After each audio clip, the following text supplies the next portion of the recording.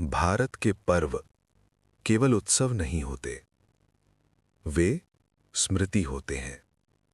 स्मृति धर्म की, भक्ति की और अहंकार के पतन की। होली भी ऐसी ही एक स्मृति है। हिरण्यकश्यप एक दैत्यराज था। उसका उद्देश्य सिंहासन नहीं था, वो अमरत्व चाहता था। उसने कठोर तप किया और अंततः ब्रह्मा जी प्रकट हुए। हिरण्यकश्यप ने वर मांगा कि न वो दिन में मरे न रात में, न घर के भीतर न बाहर, न अस्त्र से न शस्त्र से, न मनुष्य द्वारा न पशु द्वारा। वरदान मिला, पर वरदान के साथ एक भ्रांति भी आई कि अब वो अजेय है। इस वरदान ने हिरण्यकश्यप को अहंकार के शिखर पर बैठा दिया। उसने अपने आप को ईश्वर घोषित कर दिया और आदेश दिया, पूजा केवल मेरी होगी। पर उसी के घर में एक बालक था, प्रहलाद। प्रहलाद हिरण्यकश्यप का पुत्र था, पर उसका मन पिता के अहंकार से नहीं, विष्णु जी के चरणों से जुड़ा था। वो भक्ति उसकी रोम रोम में बसी थी। प्रहलाद विष्णु जी को पूजता नहीं था, वो उनमें ही मग्न रहता था। क्योंकि विष्णु जी केवल एक रूप नहीं है, वे धर्म की चेतना है। जहां भक्ति होती है, वहां विष्णु स्वयं उपस्थित होते हैं। हिरण्यकश्यप ने पूछा, तेरा ईश्वर कहां है? प्रहलाद ने उत्तर दिया, सृष्टि के हर कण में विष्णु जी हैं। क्रोध बढ़ा, दंड दिए गए, पर प्रहलाद की भक्ति डगमगाई नहीं। उसका विश्वास विष्णु भक्ति में अचल रहा। हिरण्यकश्यप की एक बहन थी, होलिका।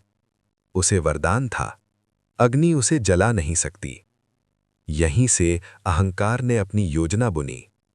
निश्चय हुआ, प्रहलाद को अग्नि में बैठाया जाएगा। होलिका उसे गोद में लेकर अग्नि में बैठी। उसे विश्वास था, अग्नि उसे छू भी नहीं पाएगी। पर ग्रंथ कहते हैं, अग्नि वरदान नहीं देखती, वो धर्म देखती है। प्रहलाद बच गया, होलिका भस्म हो गई।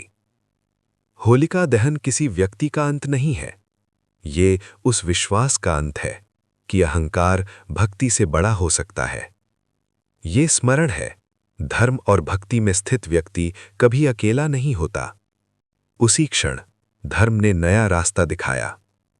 विष्णु जी न मनुष्य बने न पशु, वे नृसिंह रूप में प्रकट हुए, अहंकार को उसके ही वरदानों के भीतर समाप्त करने के लिए।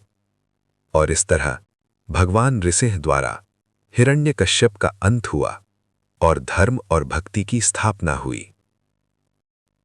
कालांतर में होली ने एक नया रूप लिया। ब्रज में कृष्ण प्रकट हुए, जहां अग्नि की स्मृति रंगों में बदल गई। भय के बाद आनंद आया।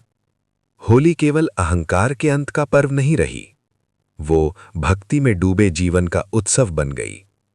कृष्ण के रंग ये बताते हैं, धर्म कठोर नहीं, आनंदमय भी होता है। जहां होली संघर्ष की स्मृति नहीं रही, वो प्रेम, रंग और उल्लास का उत्सव बन गई। कृष्ण के रंग भेद मिटाने के लिए थे। श्याम ने सबको एक ही भक्ति भाव में बांधा। होलिका दहन एक दिन का स्मरण है और रंगों की होली जीवन का उत्सव। इसलिए होली दो रूपों में आती है, एक अहंकार के अंत के लिए और दूसरी भक्ति में छुपे आनंद के लिए।